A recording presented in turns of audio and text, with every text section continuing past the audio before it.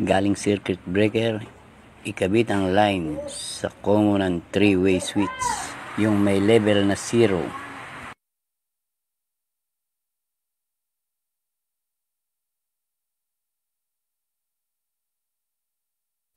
Ang traveler naman, dito natin i-connect sa may level na 1 and 3 sa ating 3-way switch.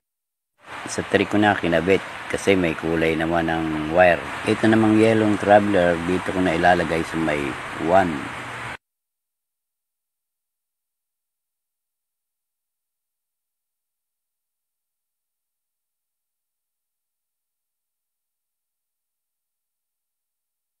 Itong traveler na yellow wire ay kakabit ko din dito sa level na 1. Alang problema, magkabaliktad yan. Parehas lang naman yan. Itong traveler na black wire, dito ko na ikakabit sa 3 para parehas sila ng pagkakakabit para walang problema. Ito namang return, dito natin i-connect sa may level na 0. Kabit ang return sa center side ng receptacle. Ayan. Yan, dito natin siya ikabit para safety.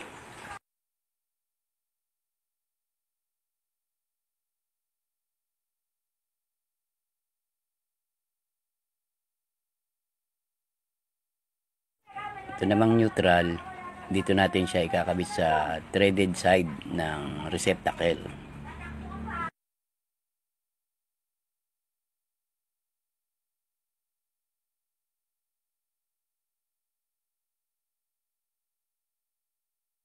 Ayan, okay na siya. Kabitan natin ng ilaw. Kung may natutunan po kayo sa aking video, huwag naman pong kalimutan pindutin ang aking follow button at ang aking puso. Maraming salamat po.